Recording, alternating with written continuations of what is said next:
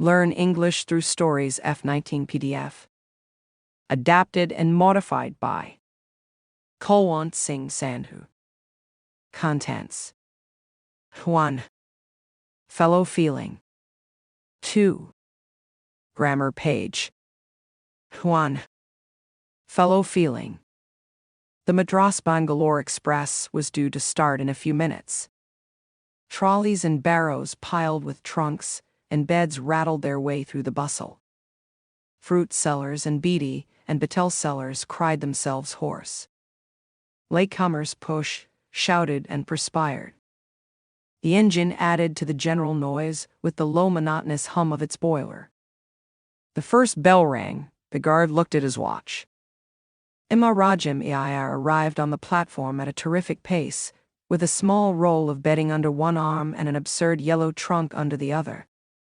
He ran to the first third-class compartment that caught his eye, peered in, and, since the door could not be opened on account of the congestion inside, flung himself in through the window. 15 minutes later, Madras flashed past the train in window-framed patches of sun-scorched roofs and fields. At the next halt, Mandhakam, most of the passengers got down. The compartment built to seat 8 passengers. 4 British troops or 6 Indian troops now carried only 9.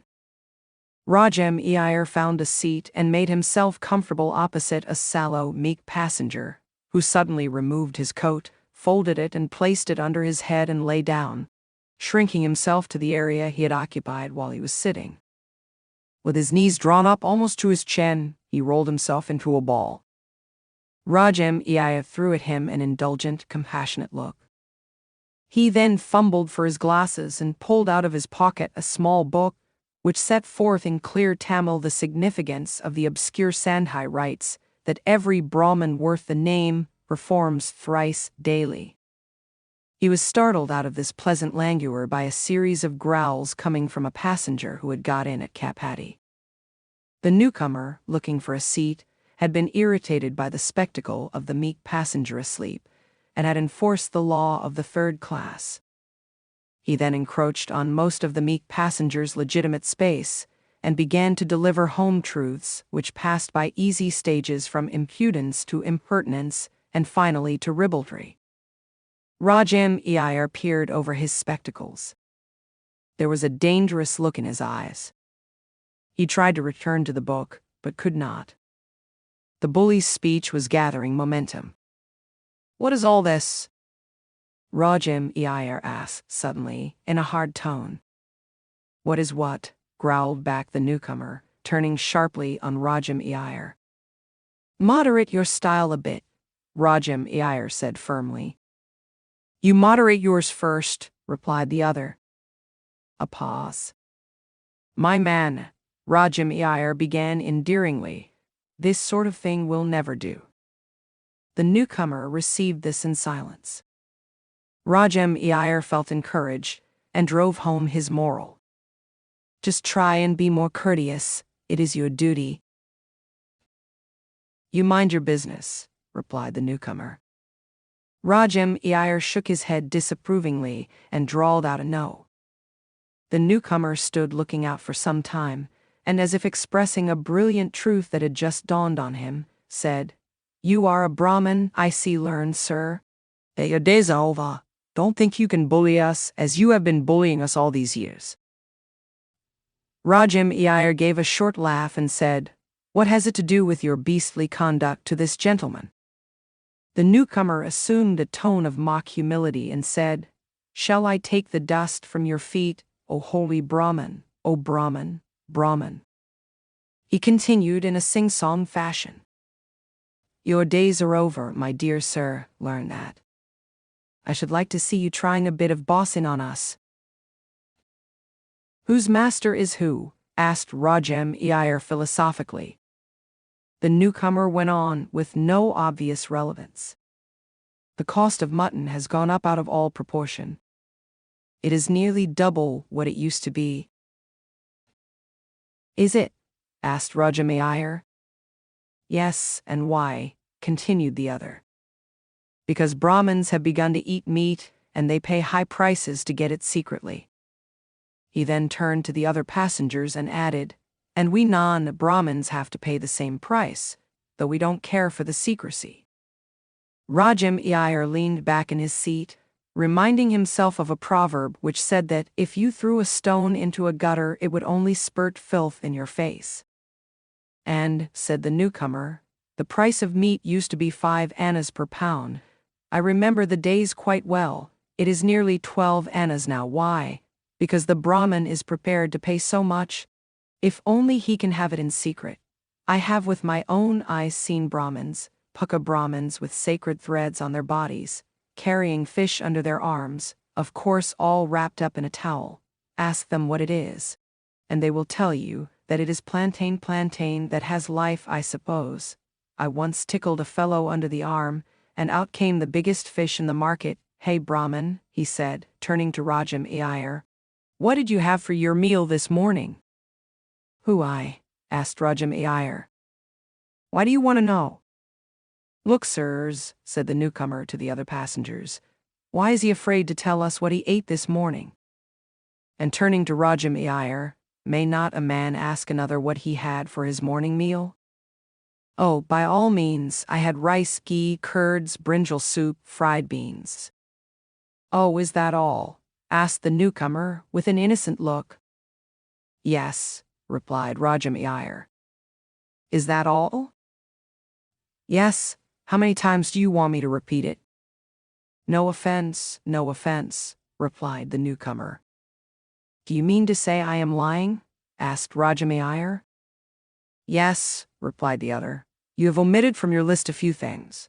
Didn't I see you this morning going home from the market with a banana, a water banana, wrapped up in a towel, under your arm? Possibly it was somebody very much like you. Possibly I mistook the person. My wife prepares excellent soup with fish. You won't be able to find the difference between dehal soup and fish soup. Send your wife, or the wife of the person that was exactly like you, to my wife to learn soup making. Hundreds of Brahmins have smacked their lips over the dehal soup prepared in my house. I am a leper if there is a lie in anything I say."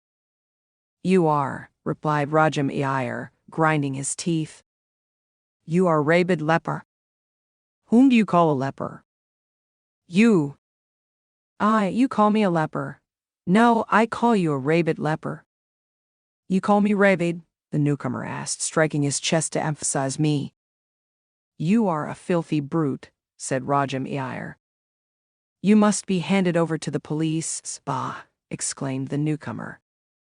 "As if I didn't know what these police were."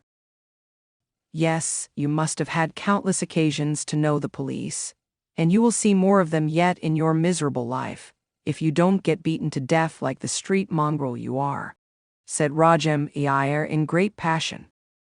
"With your foul mouth you are bound to come to that end." "What do you say?" shouted the newcomer menacingly. "What do you say, you vile humbug?" "Shut up," Rajam Iyer cried. "You shut up! Do you know to whom you are talking?" "What do I care who the son of a mongrel is? I will thrash you with my slippers," said Rajam Iyer. "I will pulp you down with an old rotten sandal," came the reply. "I will kick you," said Rajam Iyer. "Will you?" howled the newcomer. "Come on, let us see." Both rose to their feet simultaneously. There they stood facing each other on the floor of the compartment. Rajam Iyer was seized by a sense of inferiority. The newcomer stood 9 clean inches over him. He began to feel ridiculous, short and fat, wearing a loose dhoti and a green coat, while the newcomer towered above him in his grease-spotted khaki suit. Out of the corner of his eye he noted that the other passengers were waiting eagerly to see how the issue would be settled and were not in the least disposed to intervene. "Why do you stand as if your mouth was stopped with mud?" asked the newcomer. "Shut up," Rajam Iyer snapped, trying not to be impressed by the size of the adversary. "Your honor said that you would kick me," said the newcomer, pretending to offer himself. "Won't I kick you?" asked Rajam Iyer. "Try." "No," said Rajam Iyer, "I will do something worse." Do it, said the other, throwing forward his chest and pushing up the sleeves of his coat. Rajam removed his coat and rolled up his sleeves.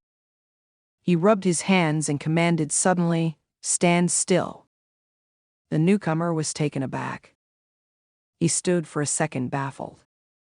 Rajam gave him no time to think. With great force, he swung his right arm and brought it near the other's cheek, but stopped it short without hitting him. "Wait a minute, I think I had better give you a chance," said Rajam. "What chance?" asked the newcomer. "It would be unfair if I did it without giving you a chance." "Did what?" "You stand there, and it will be over in a fraction of a second." "Fraction of a second? What will you do?"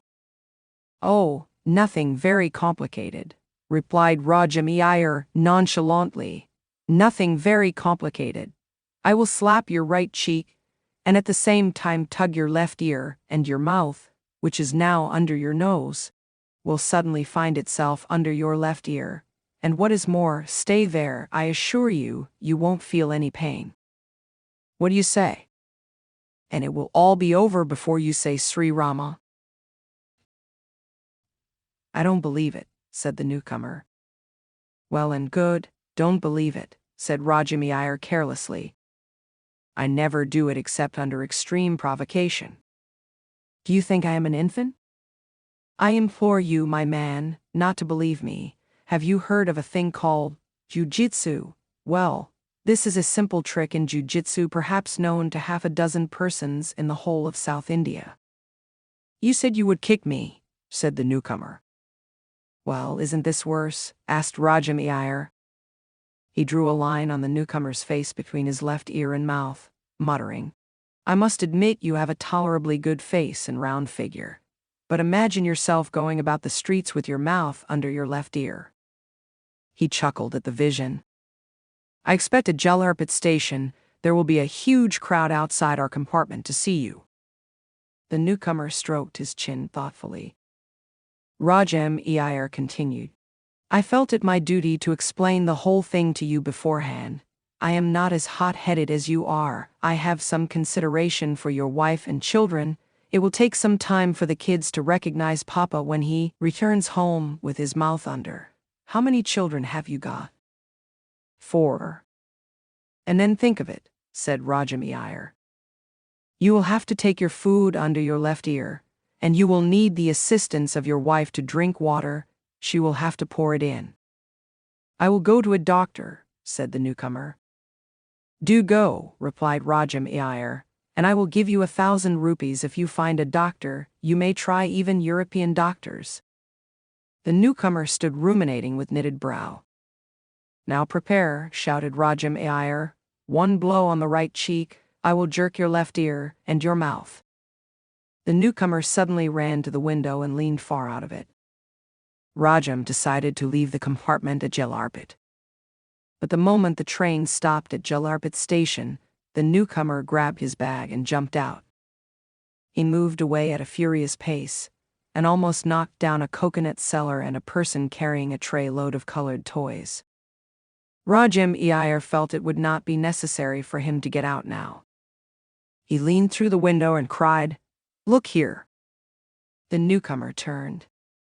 "Shall I keep a seat for you?" asked Rajam. "No, my ticket is for Jalarpet," the newcomer answered and quickened his pace.